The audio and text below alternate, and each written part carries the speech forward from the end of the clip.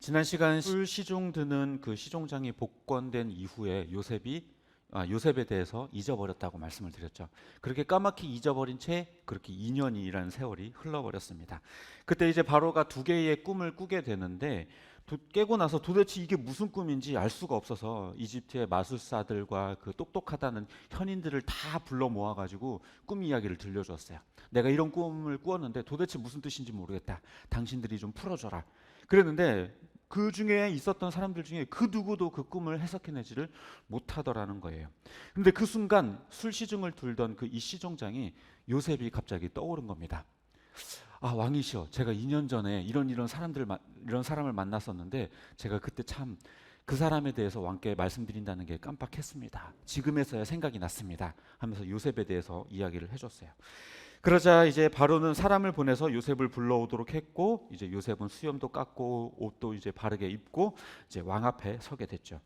바로는 이제 요셉에게 자신이 꿈을 꾸었는데 그 누구도 해석을 못하더라. 그런데 이야기를 들어보니 너는 그 꿈을 아주 기가 막히게 잘 해석한다더라. 이런 얘기를 하자 요셉은 제가 아니라 하나님께서 그 꿈을 해석해 주실 것입니다. 그러니 제게 꿈을 이야기해 보십시오. 이렇게 얘기를 했고요. 바로는 이제 꿈 이야기를 들려주는데 그 꿈은 살찌고 좋은 암소 7마리가 나타나서 풀을 뜯고 있었는데 갑자기 야윈 7마리의 암소가 나타나더니 그 살찐 암소 7마리를 잡아먹더라는 겁니다. 그런데 그렇게 잡아먹고도 그 야위었었던 암소 7마리가 여전히 야위어 있는 모습으로 있더라는 거죠. 그리고 또 두 번째 꾸었던 꿈은 여물고 실한 7개의 이삭이 맺혔는데 그 이후에 야위고 마른 이삭 7개가 나타나서 그 여물고 실한 이삭 7개를 잡아먹었다라는 것입니다. 그런 꿈을 이야기를 했더니요. 이제 이에 대해서 이 요셉은 바로의 꿈을 해석해 줬습니다.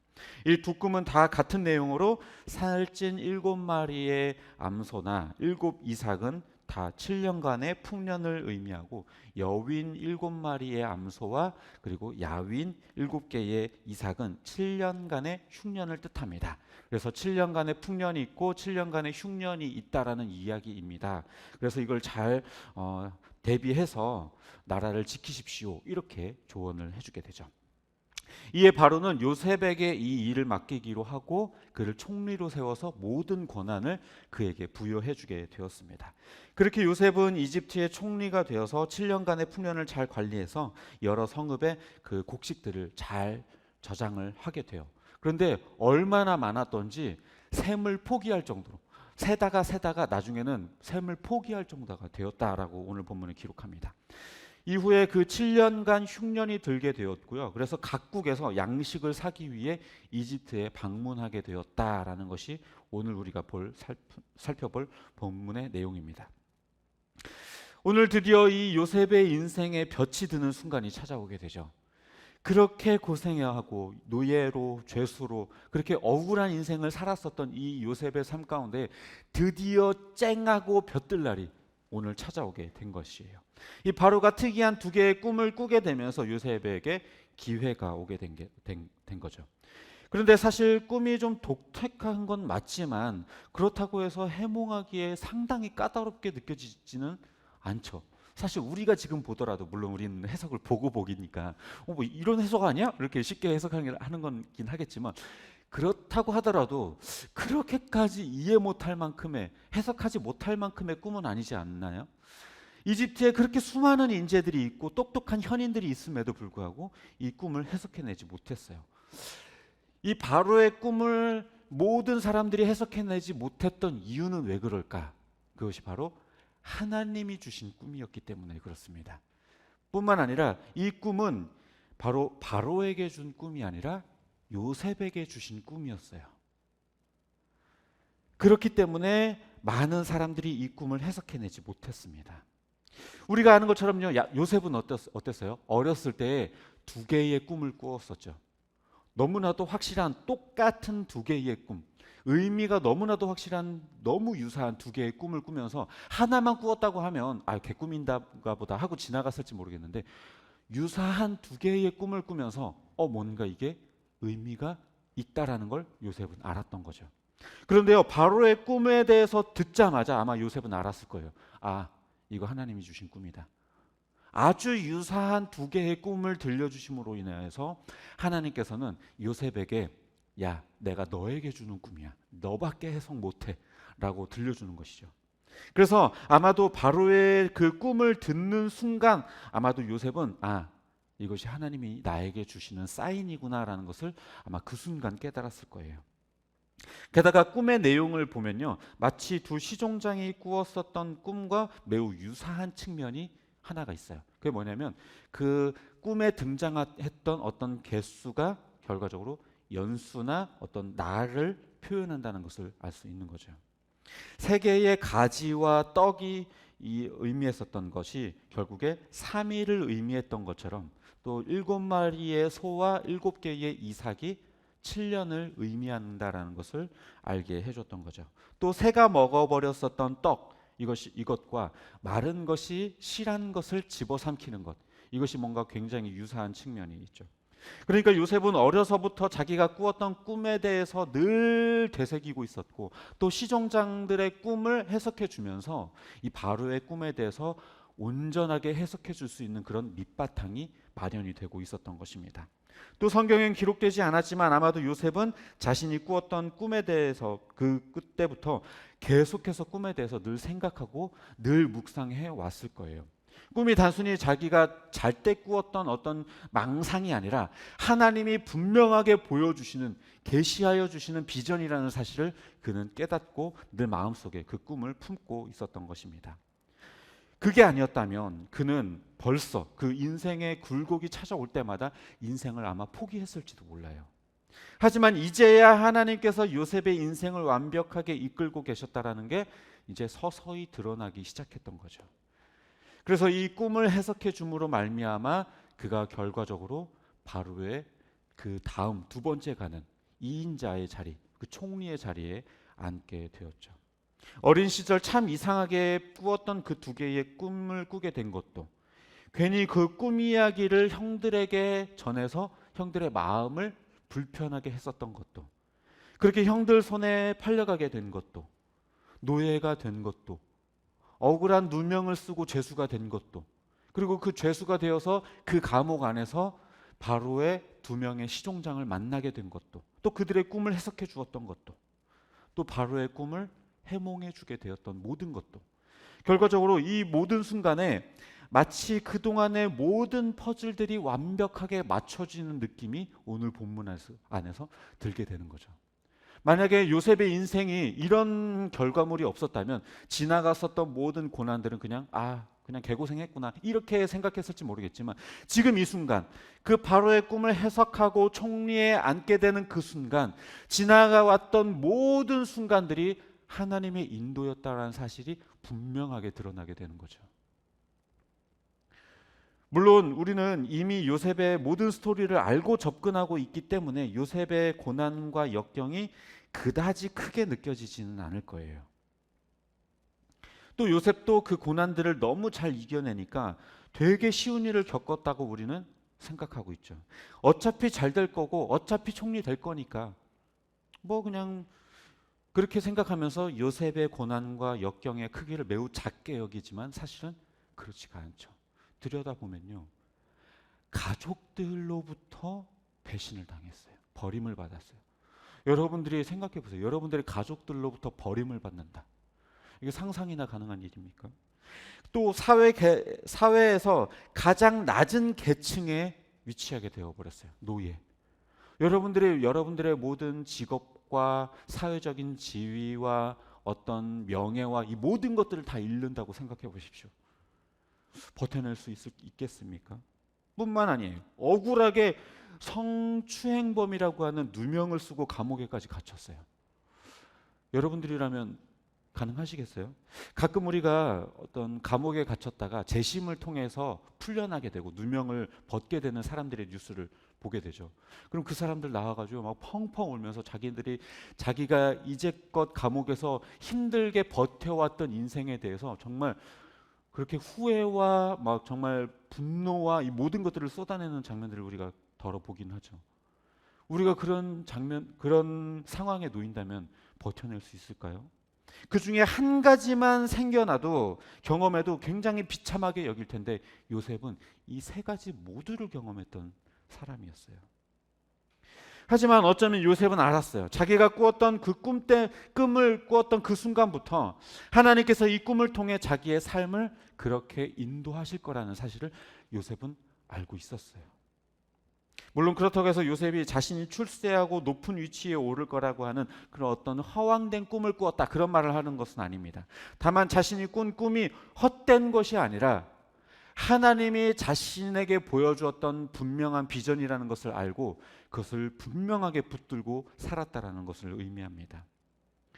그런데 우리는 때로 우리의 삶이 긍정적인 방향으로 나아갈 때만 이것이 하나님의 인도다 라고 생각할 때가 많죠.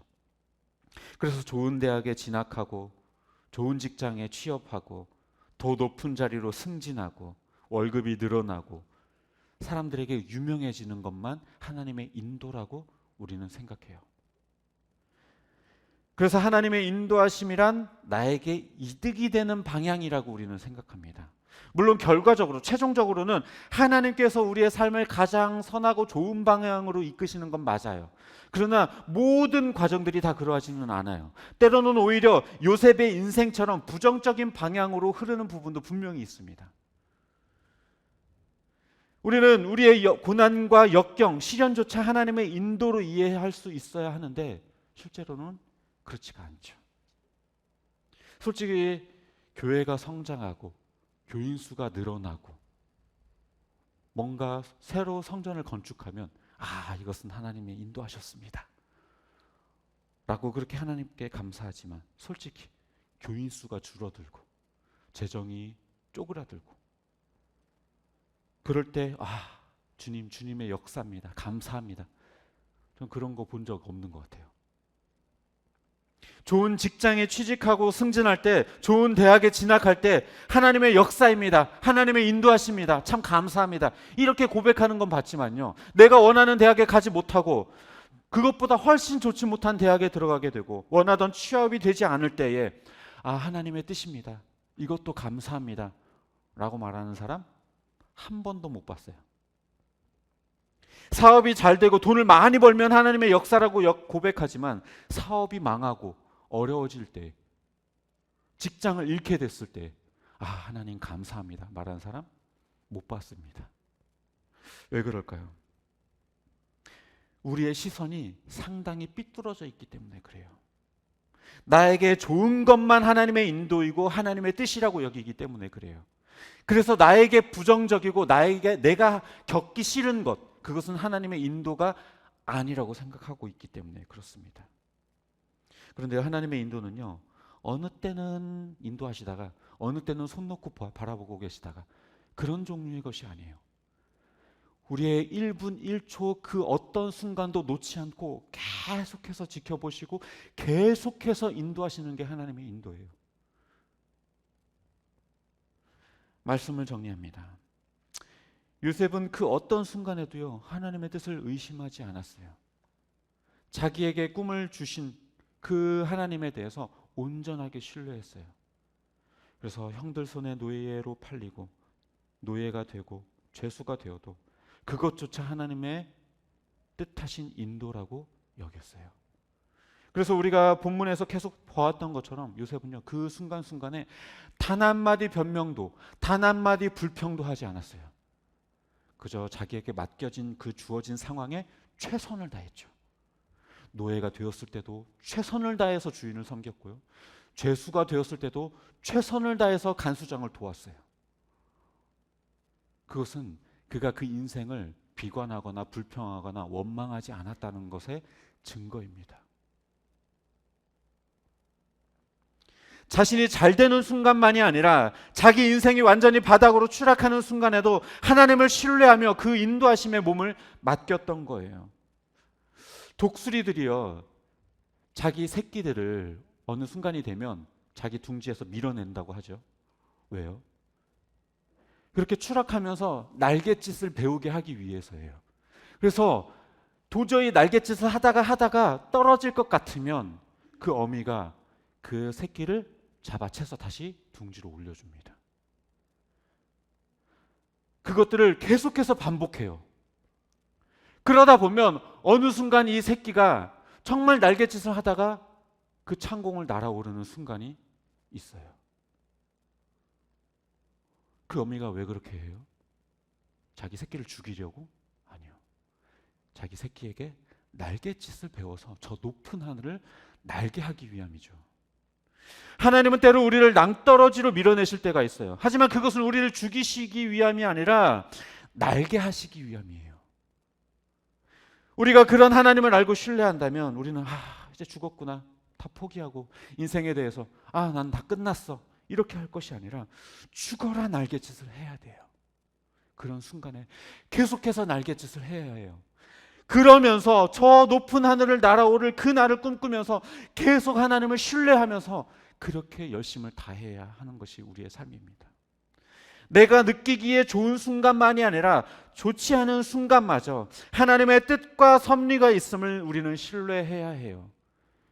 우리는 요셉이 인생 역전했다라고 여기지만 아니요, 그렇지가 않아요. 그도 부단히 날갯짓을 했던 거예요. 하나님이 주신 그 꿈을 믿으면서, 그 신뢰하면서, 하나님을 믿으면서 그 낭떠러지에서 계속해서 날갯짓을 해왔던 거예요. 그렇기 때문에 그가 지금 이 총리의 자리에도 앉을 수 있었던 겁니다. 우리가 하나님을 신뢰하지 않고 우리의 삶을 비관하고 우리의 부정적인 그런 순간들과 상황 속에서 하나님을 원망하고 불평한다면 나 죽었구나, 난 끝났구나, 날갯짓하지 않는다면 우리가 어떻게 날아오를 수 있겠습니까? 하나님은 우리 인생을 그 누구보다 완전하게 이끌고 계세요. 또한 심지어 포기하지 않으세요. 절대로 포기하지 않으세요. 그 어미가, 그 새끼가 계속해서 날아오를 때까지 낭떠러지에서 밀어내듯이 하나님께서는 우리를 포기하지 않고 계속해서 우리를 북돋아 주시고 인도하고 계십니다. 바라기는 인생의 실패처럼 느껴지는 그 순간조차 선하신 하나님의 섭리임을 믿고 요셉처럼 늘 꿈꾸며 나아가는 저와 여러분이 되시기를 주님의 이름으로 축복합니다.